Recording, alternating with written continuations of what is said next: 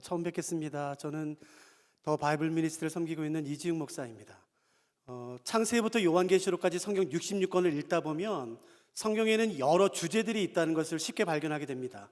죽음에 대해서, 생명에 대해서, 또는 의인의 고난과 악인의 형통함, 인간관계, 가정생활, 부부, 부모와 자녀, 종과 주인, 그러니까 여러 주제들이 성경에 언급되는 것을 쉽게 발견할 수가 있죠. 그 중에 어떤 주제는 한 권 혹은 두세 권에서 다루고 끝이 납니다. 그러나 그에 반해 어떤 주제는 창세기부터 요한계시록까지 66권 전권에서 다루는 주제가 있어요. 그 주제가 사실은 많지 않습니다. 몇 개밖에 되지 않죠. 어떤 주제가 한 권이나 두세 권에서 다루고 끝나지 않고 창세기부터 요한계시록 66권 전권에서 다루어지고 있다면 그것은 우리가 반드시 알아야 된다는 뜻이에요. 굉장히 중요하다는 뜻이겠죠. 그 주제가 바로 하나님의 나라입니다. 하나님의 나라는 어떤 한 권에서만 다루는 것이 아니라 창세기부터 요한계시록까지 66권 전권에서 아주 중요하게 다루고 있죠. 성경뿐만 아니라 예수님의 사역 자체에서도 이 하나님의 나라는 굉장히 강조가 됐습니다. 우리가 알고 있는 누가복음 4장이 예수님의 첫 번째 설교예요.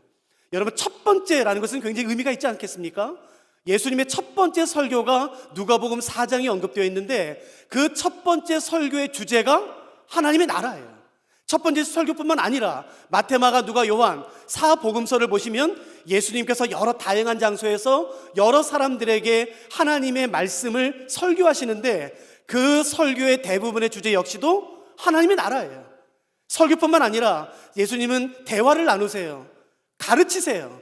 그 대화와 가르침, 강의의 대부분의 주제도 하나님 나라예요. 아니요, 그뿐만이 아니라 예수님은 누가복음에 보시면 비유를 말씀하실 때 항상 이렇게 말씀하시곤 합니다. 내가 하나님의 나라를 무엇으로 비유할꼬? 즉 비유의 대부분도 하나님 나라예요. 예수님께서 이 땅에 오셔서 사셨던 그 공생애 3년의 기간 동안의 설교, 가르침, 대화, 비유, 모든 것의 주제는 하나님의 나라였었어요. 아니요, 거기서 끝이지 않습니다. 예수님이 십자가에서 죽으시죠. 3일 만에 부활하세요. 부활하신 다음에 사도행전 1장 3절에 의하시면 약 40일 동안 이 땅에 사시고 승천하세요. 이 땅의 마지막 40일 기간, 이제 40일이 지나면 예수님은 하나님의 본인의 자리로 올라가십니다. 승천하세요. 즉 하나님이 사랑하시는, 예수님이 사랑하시는 제자들과 사람들과 영으로는 함께 계실 수 있지만 더 이상 육으로는 함께 계실 수가 없어요. 이 땅에서의 마지막 40일, 얼마나 중요한 시간입니까? 여러분, 여러분에게 만일에 내가 떠날 시간을 알아요. 그게 일주일이에요, 한 달이에요, 두 달이에요. 그러면 여러분 그 시간에 뭐 하시겠습니까?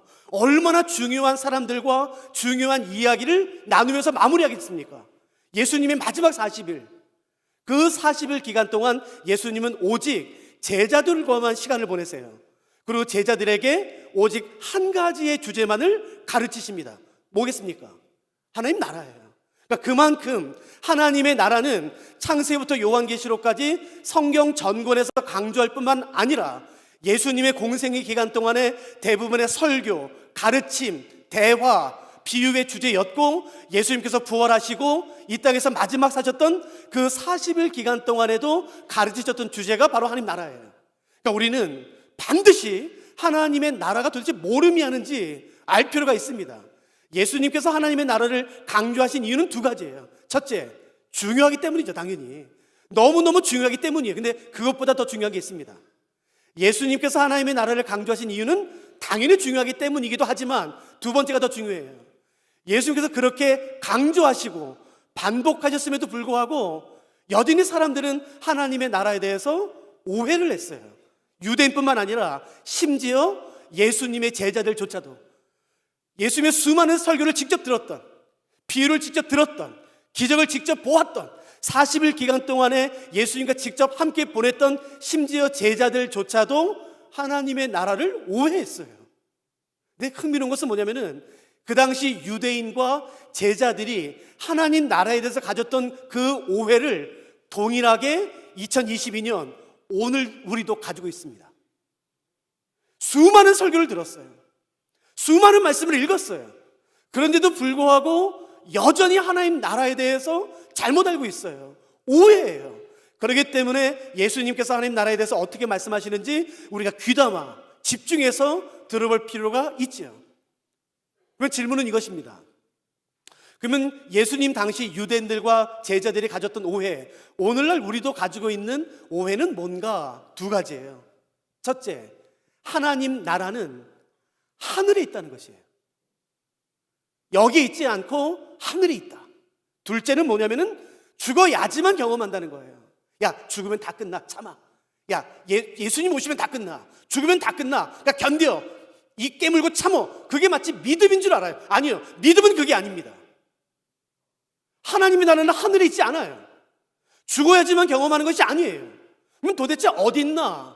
언제 경험할 수 있나? 우리가 본문을 가지고 한번 살펴보고 싶습니다. 성경을 가지셨다면 여러분 한번 펴세요. 그리고 오늘 오후부터 시작되는 우리 히브리서 사경회 때 여러분 꼭 청년들도 가능하면은 핸드폰 가져오지 말고요. 종이 성경 가져오세요. 그리고 펜을 가지고 오셔서 직접 여러분들이 적으시고 이게 정말 이 본문이 그렇게 말하는 게 맞나? 여러분이 한번 살펴보시길 부탁드립니다. 누가복음 17장 말씀을 한번 잠깐 보실까요? 누가복음 17장, 물론 자막으로는 나가지만 여러분 성경을 펴셔요. 누가복음 17장 20절에 보시면 바리새인이 예수님께 나와서 우리가 가졌던 질문을 그대로 해줘요. 한번 보실까요? 누가복음 17장 20절, 바리새인들이 하나님의 나라가 어느 때에 임하나이까 묻거늘 예수께서 대답하여 이르시되 하나님의 나라는 볼 수 있게 임하는 것이 아니요 또 여기 있다 저기 있다고도 못하리니, 이 다음이 중요하죠. 하나님의 나라는 너희 안에 있느니라 라고 말해요. 하나님 나라는 어디 있나요? 하늘에 있지 않아요. 어디 있나요? 여기 있어요. 근데 우리는 왜 모를까요? 왜 누리질 못하는 걸까요? 하나님의 나라는 하늘에 있지 않아요. 그래서 자꾸 하늘에 구름이 이상해도 하나님 나라 임하나 봐. 아니요, 그러지 않습니다. 하나님의 나라는 하늘에 있지 않아요. 여기 있다고 말하는 것이죠. 또 한번 보실까요? 누가복음 4장 말씀. 누가복음 4장은 아까도 말씀드렸지만 예수님의 첫 번째 설교입니다. 첫 번째 설교의 주제가 무엇인지 한번 제가 살펴보겠습니다. 누가복음 4장 16절부터 말씀을 읽어드릴 테니까 한번 집중해서 보세요. 제가 읽겠습니다. 예수께서 그 자라나신 곳 나사렛에 이르사 안식일에 늘 하시던 대로 회당에 들어가사 성경을 읽으려고 서심해 선지자 이사야의 글을 들이거늘 책을 펴서 이렇게 기록된 데를 찾으시니 곧 주의 성령이 내게 임하셨으니 이는 가난한 자에게 복음을 전하게 하시려고 내게 기름을 부으시고 나를 보내사, 여기 잘 보세요, 포로된 자에게 자유를, 눈먼 자에게 다시 보게 함을 전파하며 눌린 자를 자유롭게 하고, 제가 다시 읽어드릴게요. 포로된 자에게 자유를, 눈먼 자에게 다시 보게 함을, 눌린 자를 자유롭게 하고 주의 은혜의 해를 전파하게 하려 하심이라 하였더라.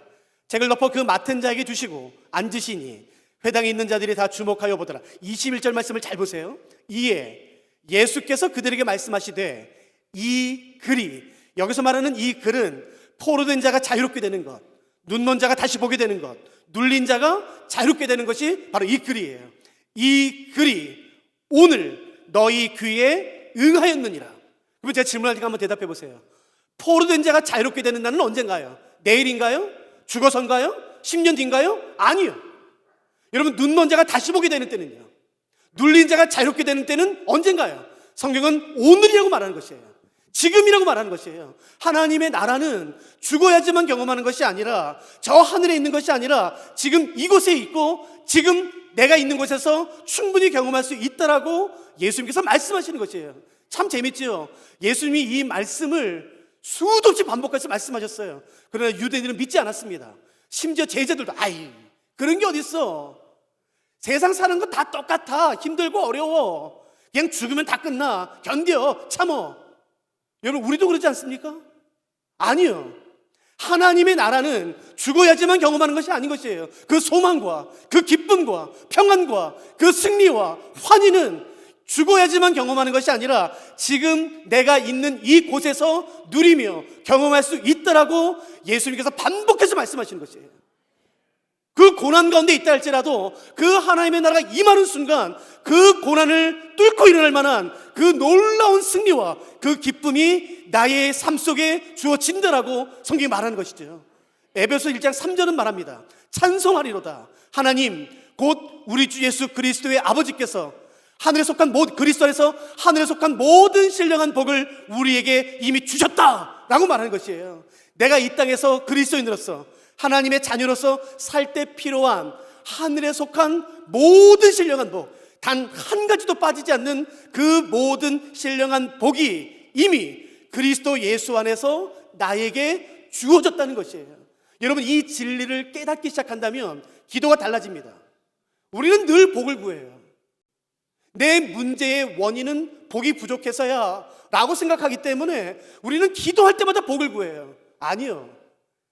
내가 이 땅에서 살아갈 때 필요한 모든 복은 이미 예수 그리스도 안에서 나에게 주어졌습니다. 이미 나에게 주어졌어요. 그러므로 내 삶의 문제의 원인은 복이 부족해서가 아니라 이미 주신 복을 사용하지 못하기 때문이에요. 하나님 복 주세요, 복 주세요. 복 받아서 싸나요. 하나님 또 복 주세요, 복 주세요. 복 받아서 싸나요. 여러분, 계속해서 그러면서 복만 구하다가 끝나는 인생이 우리 인생인 것이에요. 아니요. 이미 예수 그리스도로 말미암아 하늘에 속한 모든 신령한 복은 내게 주어진 것이에요. 그러므로 우리의 기도는 하나님, 그리스도 예수 안에서 나에게 주신 이 놀라운 성령의 능력과 승리와 환희와 소망과 기쁨과 평화를 누릴 수 있도록 도와주십시오. 사용할 수 있도록 도와달라고 기도해야 되는 것이에요. 어떻게 하면 될까요? 여러분, 어떻게 하면 그 하나님께서 나에게 주신 복을 사용할 수 있을까요? 제가 하나 얘기해 드릴게요. 저는 영국에서 공부를 마치고 감사하게 제가 공부했던 곳에서 저에게 가르칠 수 있는 기회를 줬어요. 제가 3년 반 정도 영국에서 가르치다 왔죠. 제가 있던 학교는 굉장히 시골에 있었고 한국 사람이 거의 전혀 살지 않는 아주 조그만한 시골 마을이었는데 저는 영국에 있는 동안에 감리교회를 다녔어요. 그 감리교회가 영국에서 시작됐지 않습니까? 굉장히 많아요. 한 60명, 70명, 많이 모일 땐 80 모이는 아주 자그마한 아담한 굉장히 좋은 교회였었어요. 그 교회가 시작된 후 동양 아이가 태어난 것은 저희 첫째 아이가 처음이었거든요. 그러니까 온 교회가 사랑해주고 챙겨주고 얼마나 많은 사랑을 받았는지 모르겠어요. 그 중에서도 특별히 한 노 부부가 계셨는데 머리가 하얗, 지금 이제 소천하셨지만 키가 작으세요. 아직도 그 인자한 미소는 말로 표현 못해요. 그 노 부부가 저희를 많이 챙겨주셨는데 그 할머니의 처녀적부터 소원이 배를 타고서 크루즈 여행, 북유럽을 여행하는 것이에요. 저는 유럽에 영국이랑 스위스 한 8년 반 정도 살다 왔거든요. 유럽에 사는 사람들의 대부분의 소원이 크루즈, 큰 배를 타고 북유럽을 여행하는 것이에요. 혹시 해보셨어요? 안 해보셨어요? 기가 막힙니다. 어디서도 본 적이 없는 바다 색깔이에요. 어디서도 본 적이 없는 그 높은 파란 하늘, 산이 얼마나 높은지 구름이 산 중턱에 걸칩니다. 그 산 꼭대기에서 폭포가 떨어져요. 그래서 그 폭포가 구름을 뚫고 땅에 떨어집니다. 기가 막힙니다. 막 커다란 생선이, 물고기가 뛰어다니고 막 오로라가 막 밤에 보이고 기가 막힙니다. 저도 사진으로밖에 못 봐가지고 이렇게밖에 말씀 못 드리지만 유럽 사는 사람들의 대부분의 소원은 그 배를 타고서 하는 건데 비싸요. 그게 1, 2주가 아닙니다. 한 달이에요, 한 달. 그러니까 진짜 비싸요. 근데 그 할머니 소원이 그거예요. 근데 할아버지가 정말 선하신 분인데 생계를 시장에서 허드렛 일 하시면서 생계를 이어가시는 분이세요. 구두도 닦고 짐도 나르고 청소도 하고. 그러니까 돈이 넉넉하진 않아요. 그래서 할머님께서 가고는 싶었지만 한 번도 여보 나 가고 싶어 라고 말을 한 적이 없어요. 너무 비싸니까. 말 안 한다고 모르나요? 교회 바로 옆에 여행사였거든요. 그 여행사에는 항상 크루즈 사진이 붙어 있어요. 포스터가. 갈 때마다 할머니가 너무 막 부러워하는 눈빛을 보여주시는데 할아버지가 어떻게 모릅니까? 다 알지. 그래서 할아버지가 할머니가 반대할 게 뻔하니까 할머니를 밤에 재우고 몰래 밤에 나와서 시장에서 허드렛 일을 해요. 2년 반 동안. 그래서 돈을 모아요. 그래서 표를 샀어요. 그래서 교회에 오신 거예요. 그래서 할머니가 너무 기뻐가지고 저희 교회에서 말했어요. 여러분 제 남편이 드디어 크루즈 티켓을 샀어요. 근데 1등 칸, 2등 칸이 아니라 이제 3등 칸이요. 제일 싼 거. 그게 어디예요? 너무 기뻐하시는데 정말 문자 그대로 교회에서 시기하는 사람이 아무도 없었습니다. 그 두 분이 어떻게 사셨는지 알았으니까. 그래서 돈을 조금씩 나눠주면서 이거 맛있는 거 사드세요 할머니, 이거 맛있는 거 사드세요 할아버지, 축복하면서 보냈어요. 그리고 한 달 뒤에 크루즈 여행을 마치고 돌아와서 교회에서 하신 말씀을 제가 그대로 인용해 드릴게요. 할머니 말씀이에요. 죽을 정도로 좋았대요. 죽을 만큼. 야, 여기서 죽고 싶다 싶을 정도로 너무 행복했대요. 한 번도 본 적이 없는 그 에메랄드빛의 바다 색깔, 그 빙하가 내려온 물, 하늘, 그리고 하늘에서 떨어지는 그 폭포수, 정말 세상에 천국이 있다면 여기가 아닐까 싶을 정도로 너무 행복했대요. 일주일 동안은.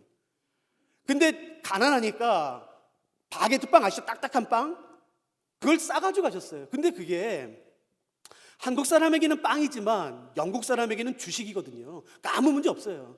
그걸 사가지고 가서 이제 잘라서 먹고 하는데, 공교롭게도 가판에 올라가려면은 계단을 올라가는데 계단 왼편이 뷔페 식당이에요.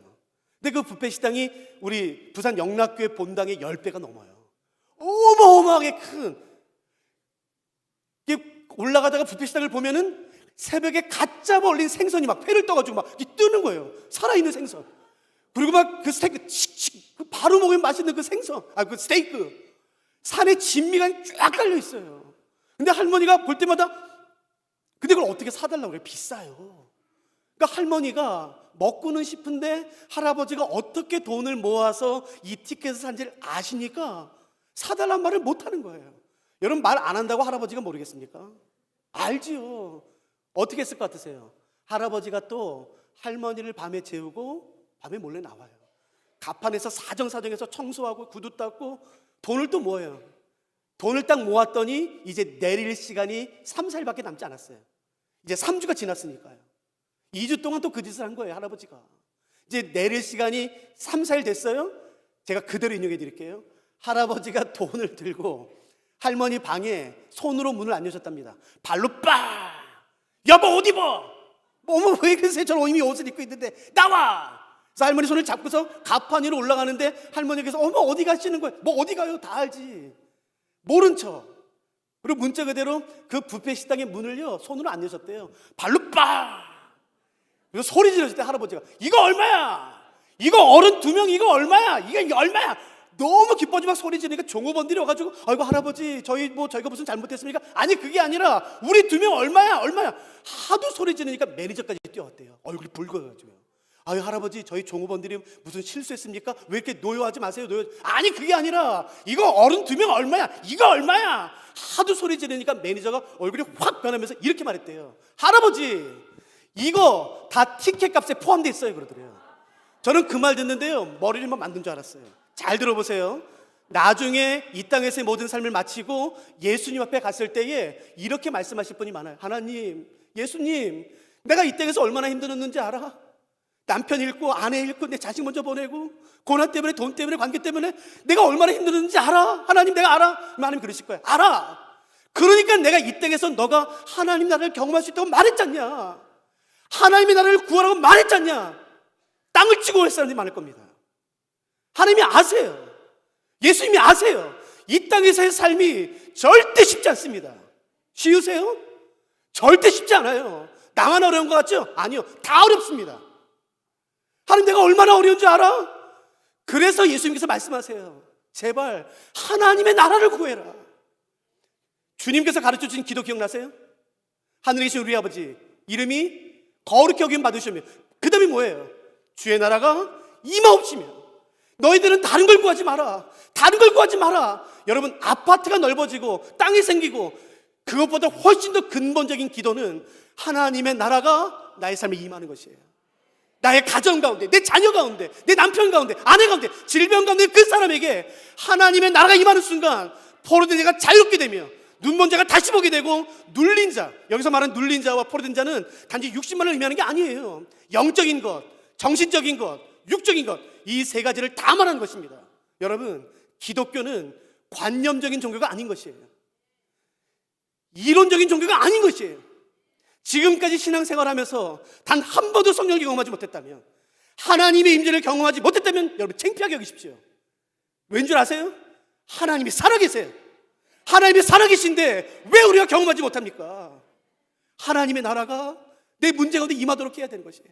내 가정 가운데 땅만 치고 가슴만 치고 여러분 슬피 울지 마세요. 그때 이렇게 기도하세요. 하나님, 주의 나라가 내 가정 가운데, 내 자녀 가운데, 이 질병의 고통 가운데 제발 임하게 해주시옵소서. 여러분, 그러면 상상할 수 없는 그 놀라운 승리와 평안함이 우리에게 주어지기 시작하는 것이에요. 어떻게 하면 그 하나님의 나라를 다른 곳이 아닌 내가 있는 이곳에서 지금 경험하고 맛보고 누릴 수 있을까요? 그 방법은 오후 때요. 왜냐하면 그 주제가 히브리서예요. 그래서 저희가 오늘 저녁부터 이제 7번 히브리서를 이 주제로 같이 살펴보고 싶은 것이에요. 한 가지만 더 같이 살펴보실까요? 죄송한 제가 칠판을 잠깐만 사용하도록 하겠습니다.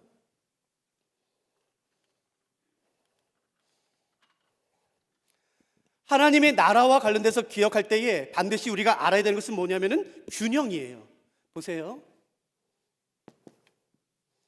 하나님의 나라는 지금 학자들이 말하는 것이기 때문에 어려운 말일 수 있지만 쉽습니다. 좀만 이해해 보세요.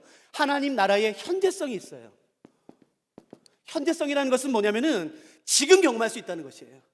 다른 곳이 아니라 내가 있는 이곳에서 지금 경험할 수 있다는, 지금 제가 설명드린 것이 현재성입니다.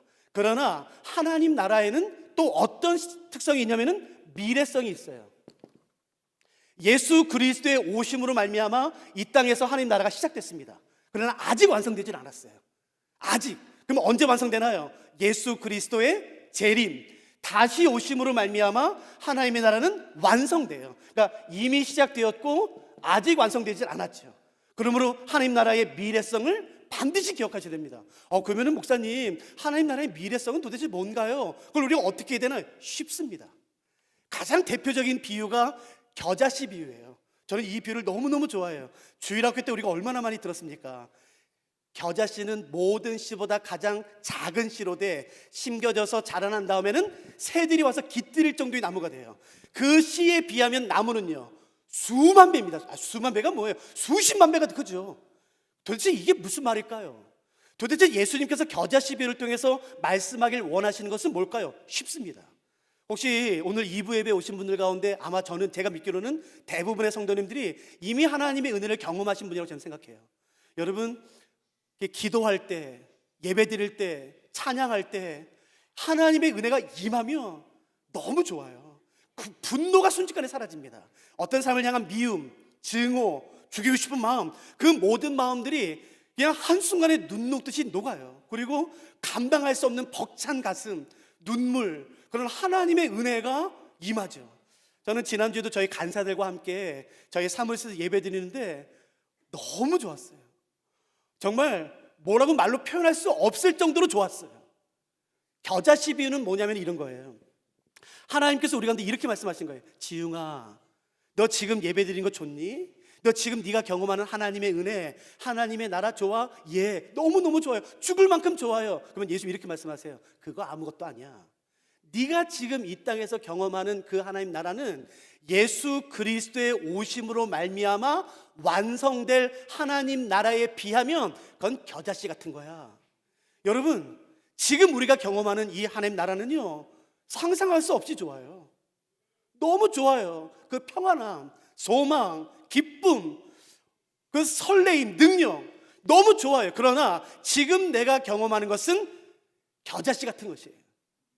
예수 그리스도께서 오심으로 말미암아 이제 완성될 하나님의 나라는 이것에 비하면 수만 배, 아니요 수십만 배 더 큰 것이에요. 그 기쁨과 승리와 능력과 그 평안함이. 여러분, 그렇다면 이게 진짜 실존하는 것이라면, 사람이 만들어낸 이론이 아니라 단지 철학적인 개념이 아니라 실제하는 능력이라면, 여러분, 우리는 어떻게 이 땅에서 살아야 되겠습니까? 내 소망과 내 마음을 어디에 두어야만 되겠습니까? 그러므로 세상에서 가장 바보 같은 사람이 이 하나님의 나라를 소유하고 있음에도 불구하고 이 땅의 복만을 구하는 것이에요. 여러분, 눈을 들어 나의 소망을 하나님께 두는 것이에요. 그 하나님의 나라가 내 삶 가운데 임하도록, 내 가정 가운데 임하도록, 내 직장 가운데, 내 자녀 가운데, 내 부모 가운데, 내 질병 가운데 있는 내 사랑하는 사람에게 그 하나님 나라가 임하도록 하는 것이에요. 상상할 수 없는 놀라운 일들이 이루어질 것입니다. 그리고 기대하세요. 지금 경험하는 게 너무 좋으세요? 아니요. 예수님께서 다시 오심으로 말미암아 완성될 그 하나님의 나라, 그때 경험할 하나님의 나라는 지금에 비하면 상상할 수 없는 것이에요. 우리 한 가지만 더 살펴보고 오늘 마칠까요? 저희가 다른 그림 찾기를 하려고요. 하나님 나라와 관련돼서 우리가 반드시 기억해야 될 한 가지 중요한 진리가 하나 있습니다. 저희가 다른 그림 찾기 할 거예요. 어르신들한테 제가 양해를 구하고 싶은 것은요, 젊은이들이, 학생들이 하는 오락 같은 게 있어요. 그건 바로 뭐냐면 다른 그림 찾기. 비슷한 그림이 두 가지가 있는데요, 그 비슷한 두 그림에서 다른 부분이 무엇인지를 찾아내는 것이에요. 우리가 성경 가지고 가겠습니다. 성경에 비슷한 구절이 있는데 거기서 다른 구절이 무엇인지를 한번 찾아내는 것이에요. 아마 어르신들은 눈썰미가 있으시니까 아마 금방 찾아낼 거라 제가 믿습니다. 자, 성경 다 보고 여러분이 직접 찾아내세요. 마태복음 24장입니다. 마태복음 24장 32절부터 33절.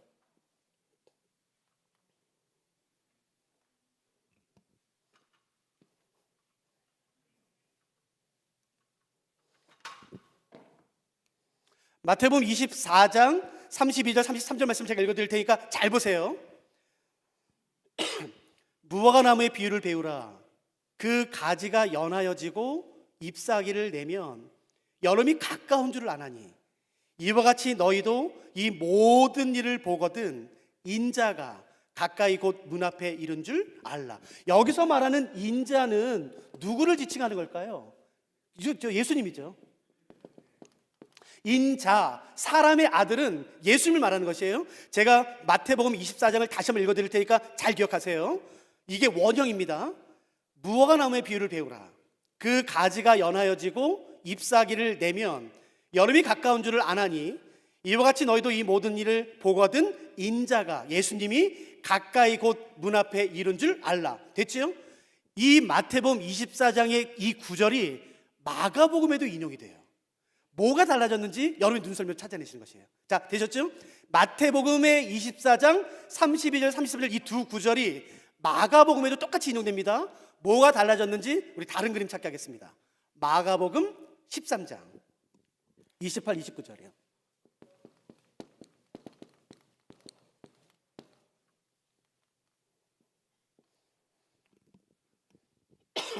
마가복음 13장 28절 29절 말씀 읽어드릴 테니까 뭐가 달라졌는지 한번 찾아보시는 거예요. 제가 읽겠습니다. 무화과 나무의 비유를 배우라.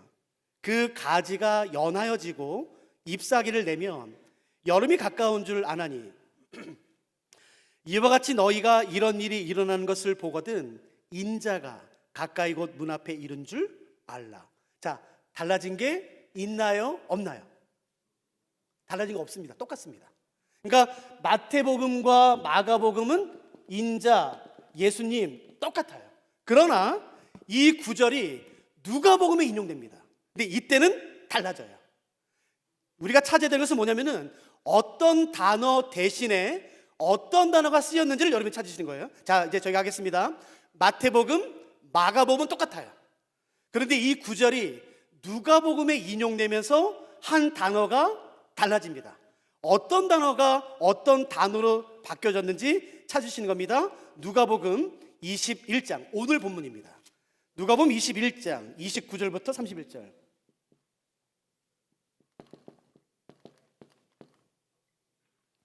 잘 보셔야 됩니다. 마태와 마가는 똑같았어요. 이제 누가복음에서는 어떤 단어 대신에 어떤 단어가 쓰였는지 여러분 눈썰미로 찾아내십시오. 제가 읽겠습니다. 천천히. 이에 비유로 이르시되 무화과 나무와 모든 나무를 보라. 싹이 나면 너희가 보고 여름이 가까운 줄을 자연히 아나니. 자, 31절. 이와 같이 너희가 이런 일이 일어나는 것을 보거든 하나님의 나라가 가까이 온 줄을 알라. 자, 어떤 단어 대신에 어떤 단어가 쓰였나요? 그러니까요. 무슨 단어 대신에 하나님 나라예요? 인자 대신해요. 인자가 누구였다고요?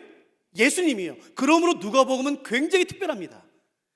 예수님이라는 단어 대신에 하나님 나라를 썼어요. 그러므로 누가복음을 공부할 때에, 읽으실 때에 반드시 기억하셔야 되는 것은 뭐냐면은 누가복음 안에서 예수님은 구원자세요.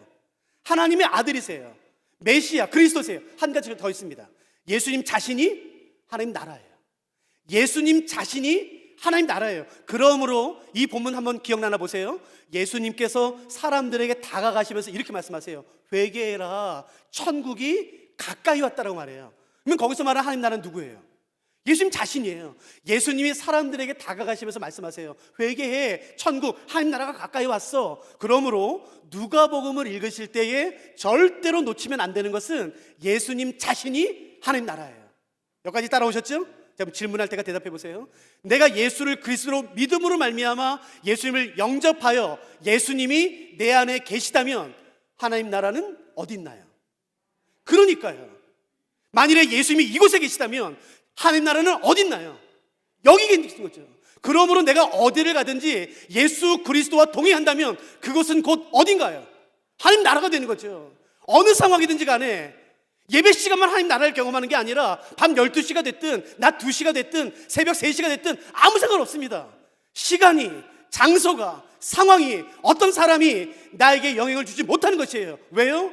하나님 나라이신 예수 그리스도께서 내 안에 계시기 때문에 내가 어디에 있든지 하나님의 나라를 경험할 수 있는 것입니다. 그러므로 회사에 가실 때, 학교에 가실 때, 어디에 가실 때든지 주와 동행하는 것이에요. 높은 산이든지 거친 들이든지 초가집이든지 여러분 궁궐 같은 집이든지 상관없습니다. 내 주 예수 모신 바로 그것이 어딘가요? 하나님 나라가 되는 것이에요. 태산을 넘어 험곡에 가도 빛감대로 걸어갈 수 있는 것이에요. 하나님의 나라인 예수 그리스도를 소유한다면 여러분 후렴 기억나세요? 하늘의 영광, 하늘의 영광. 그 다음에요, 나의 마음속에 차고도 넘치는, 흘러 넘치는 그런 놀라운 축복이 우리 삶에 주어진다는 것이에요. 여러분 기억하세요. 기독교는 철학이 아닙니다. 이론이 아니에요. 개념이 아닙니다.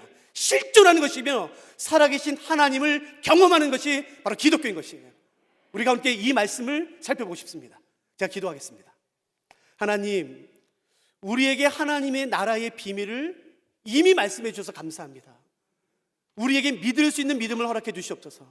하나님의 나라를 내가 지금 있는 이곳에서 누리며 경험하며 맛보며 취할 수 있음을 믿음으로 취할 수 있도록 도와주시옵시고 믿을 수 있도록 도와주셔서 그걸 누릴 수 있도록 도와주시고, 하나님 나뿐만 아니라 나의 가정과 나의 공동체와 나의 교회와 나의 직장과 내가 있는 모든 곳에서 그 하나님 나라를 같이 누리며 경험할 수 있도록 도와주시옵소서.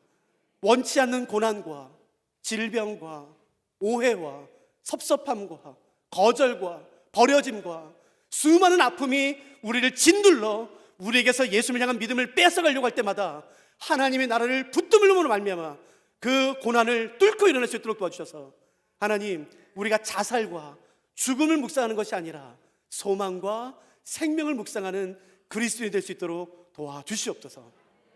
감사합니다. 사랑하는 예수 그리스도의 귀하신 이름으로 함께 기도드렸습니다. 아멘.